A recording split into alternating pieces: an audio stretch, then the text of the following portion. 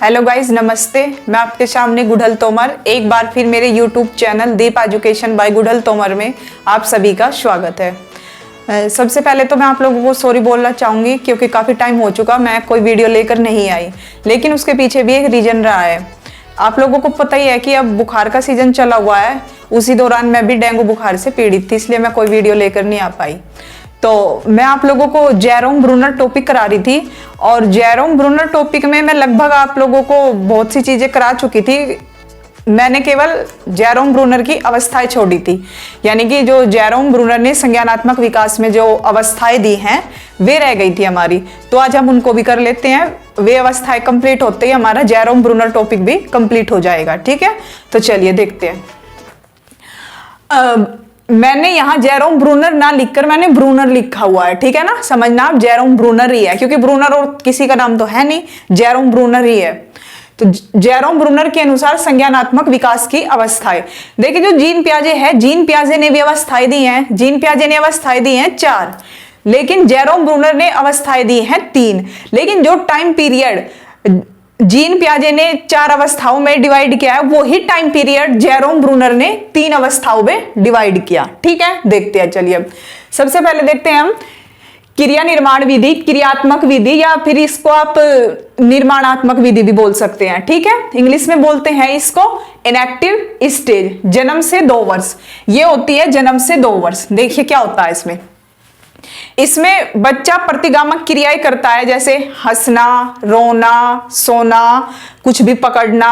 जैसे वो मैंने उसमें जीन पियाजे टॉपिक में कराया भी है आप लोगों को कि जो चीजें बच्चे में जन्म से होती है वे सारी क्रियाएं किस में होती हैं, वे सारी क्रियाएं क्रिया निर्माण विधि में होती है। ठीक है, इसमें बच्चे के भाषा का कोई निर्माण नहीं होता और ना ही उसका जो उसकी मानसिक क्रियाएं है, जो उसका मानसिक संपर्त्य है, नहीं उसका निर्माण हो पाता। ठीक है, तो इसका टाइम पीरियड याद रखेंगे क्या है, जन्म से 2 वर्ष। ठीक है, अब लेते हैं सेकेंड स्टेज, छायात्मक अवस्था, प्रतिबिंबात्मक अवस्था।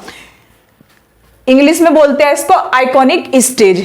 ये होती है 2 से 7 वर्ष। ठीक है, इसमें जेरोम ब्रूनर बोलते हैं कि जो ये बच्चे की अवस्था है, इसमें बच्चे की भाषा का निर्माण है वो होता है, यानी कि इसमें बच्चा भाषा का प्रयोग करना सीख लेता है।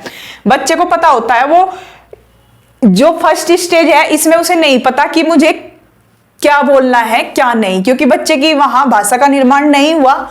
लेकिन सेकंड स्टेज में आते ही बच्चे की भाषा का निर्माण हो जाता है। ठीक है ना, वहां बच्चे को पता चल जाता है कि मुझे क्या बोलना है क्या नहीं, यानी कि वो अपने वयस्कों की भी भाषा समझने लगता है और अपनी भाषा दूसरों को भी समझाने लगता है। अगर इसमें पूछ लिया जाए कि जेरोम ब्रूनर की वो कौन सी अवस्था है जिसमें बच्चे की भाषा का निर्माण हो जाता है, तो वहां क्या होगा, हमारी सेकंड स्टेज होगी, जिसको छायात्मक अवस्था बोलते हैं।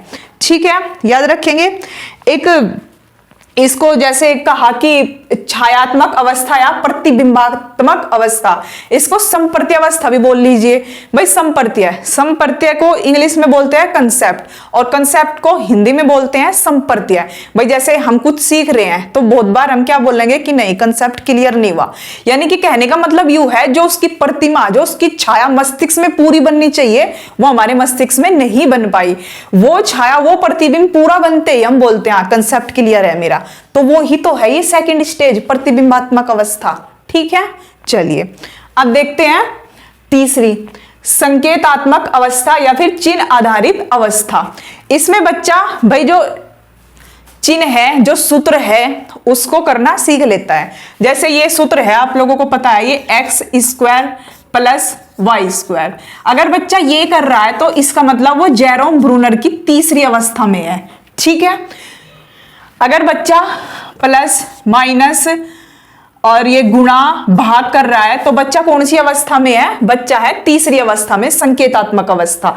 यानी कि यहां बच्चे को प्रतीकों से, चिन्ह से, सिंबल से व्यतीत हो जाता है, यानी कि उसके ज्ञान का निर्माण हो जाता है कि वो सिंबल से क्रियाएं करने लगता है। ठीक है ना, यहां उसका मस्तिष्क निर्माण पूरी तरीके से हो चुका होता है। ठीक भाई, जो इसकी जीन पियाजे की जो 3 स्टेज, तीसरी स्टेज है और चौथी स्टेज है, वो दोनों, तीसरी और चौथी स्टेज, ये दोनों स्टेज जेरोम ब्रूनर की तीसरी स्टेज के अंतर्गत ही आती है।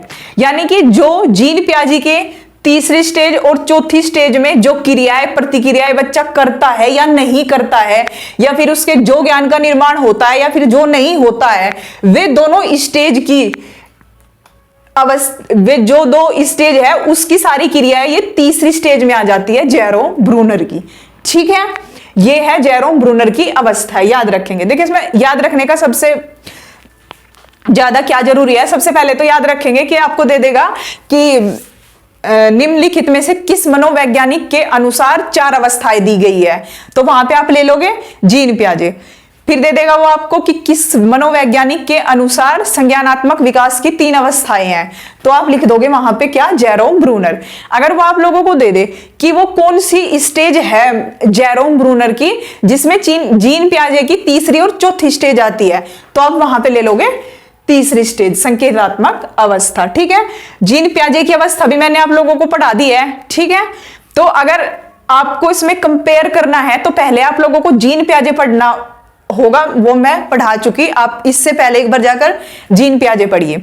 जीन पियाजे में 4 अवस्थाएं मैंने कराई है, वे याद करिए। उसके बाद आप ये 3 अवस्थाएं ले लीजिए। ठीक है ना, तभी तो पता चल पाएगा ना आपको कि भाई 3 स्टेज उसकी कौन कौन सी है, उसका टाइम पीरियड क्या है। लेकिन उसका टाइम पीरियड चारों स्टेज का है यही, जन्म से 16 वर्ष तक, और ये जेरोम ब्रूनर ने दे दिया 3 अवस्थाओं में। ठीक है, चलिए अब भाई कुछ कथन दिए हैं हमारे जीन पियाजे ने और जेरोम ब्रूनर ने, देखते हैं क्या है ये। भाई जो जीन पियाजे हैं, जीन पियाजे बोलते हैं कि वो, इससे पहली जो वीडियो है एक बार प्लीज आप उसे जाकर जरूर देखना। उससे पहली वीडियो में मैंने आप लोगों को बताया है कि जो जीन पियाजे है वो वातावरण पर जोर देते हैं। वो बोलते हैं कि आप बच्चे को खुला छोड़ दो, बच्चा वातावरण के संपर्क में जैसे ही आएगा उसके प्रति या फिर वातावरण के संपर्क में आकर जो क्रियाएं प्रतिक्रियाएं करेगा उससे बच्चा स्वयं सीख लेगा। यानी कि आप बच्चे को खुला छोड़ दो, वो अपने ज्ञान का निर्माण स्वयं करेगा। लेकिन वहीं पे जेरोम ब्रूनर बोलते हैं कि बच्चे को हम जैसी शिक्षा देंगे वो ऐसी ही शिक्षा लेगा, यानी कि हम बच्चे को जो बनाएंगे वो ही बनेगा। जेरोम ब्रूनर ऐसा बोलते हैं। तो इसी पर इन दोनों के कथन है, देखते हैं जीन पियाजे का। व्यक्ति और वातावरण के मध्य अंतःक्रिया का परिणाम ही बालक का संज्ञानात्मक विकास है, यह बोला है हमारे पियाजे ने।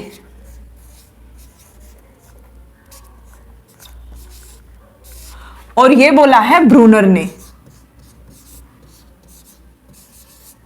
देखिए भाई जीन पियाजे बोलते हैं कि जो व्यक्ति और वातावरण के मध्य अंतःक्रिया का परिणाम, यानी कि जैसे ही बच्चा वातावरण के संपर्क में आएगा, वातावरण के संपर्क में आकर जो अंतःक्रिया करेगा उस अंतःक्रिया से जो भी परिणाम निकलेगा वो ही बच्चे का क्या है, संज्ञानात्मक विकास है। ठीक है, अब वही हमारे ब्रूनर साहब बोलते हैं कि एक बालक नग्न बंदर की तरह नहीं है बल्कि बालक संस्कृति युक्त होता है। भाई जो जेरोम ब्रूनर है वो बोलते हैं कि जो बच्चा है वो बच्चा किसी नग्न बंदर की तरह नहीं है, यानी कि बच्चा जैसे ही जन्म लेगा, आएगा, अपने वयस्कों के संपर्क में आएगा, वयस्क उसे जो शिक्षा देंगे यानी कि वो वही कपड़े पहनना स्टार्ट कर देगा। ठीक है ना, इसीलिए तो जेरोम ब्रूनर बोलते हैं कि बच्चे को हम जिस तरीके से शिक्षा देंगे बच्चा उसी तरीके से बनेगा। यहाँ इसका मतलब यही तो है, एक बालक नग्न बंदर की तरह नहीं है बल्कि बालक संस्कृति युक्त होता है, यानी कि कुछ तो वो जन्म से लेकर ही आता है और हम उसको शिक्षा देकर उसके ज्ञान का निर्माण करते हैं। ठीक है ना, एक तरीके से उसे ज्ञान के कपड़े पहनाते हैं कि भाई ये करना है। ठीक है ना, यानी कि वो देखते देखते ही क्या कर लेता है, सीख लेता है। किसके द्वारा, शिक्षा के द्वारा। शिक्षा में क्या क्या, संस्कृति और सभ्यता। ठीक है ना, संस्कृति और सभ्यता दोनों के मेल से ही क्या उसे शिक्षा देंगे और उससे वो सीख लेगा। ठीक है, याद रखेंगे दोनों कथन। दोनों कथन बहुत इंपॉर्टेंट है तो इसलिए जरूर याद रखना। जहां आपको मिले वातावरण वहां आप कर देना क्या, जीन पियाजे। जहां आपको मिले शिक्षा या फिर संस्कृति वहां कर देना आप लोग जेरोम ब्रूनर। ठीक है, अब जेरोम ब्रूनर की 2 इंपॉर्टेंट पुस्तक हैं, ये याद रखनी है हमको। एक तो है ए स्टडी ऑफ थिंकिंग, दूसरी है प्रोसेस ऑफ एजुकेशन। ये दोनों याद रखनी है आपको। ठीक है ना, ये सीटेट के लिए इनफ है। इन दोनों में से अगर एग्जामिनर कोई बुक देना चाहेगा तो वो इन दोनों में से ही देगा। ठीक है, याद रखेंगे। तो आज हम लोगों का जेरोम ब्रूनर कंप्लीट हो चुका। अब इसके बाद में मैं फिर एक नया मनोवैज्ञानिक लेके आऊंगी, और इस बार मैं ज्यादा लेट नहीं करूंगी, वो रीजन रहा इसलिए नहीं ला पाई जल्दी से वीडियो। इस बार मैं जल्दी ही लेकर आऊंगी। तो तब तक आप लोग ये जो मैं आप लोगों को वीडियो करा चुकी, एक बार पीछे जाकर एक दो बार उनको रिवाइज भी कर लेना। आज के लिए धन्यवाद।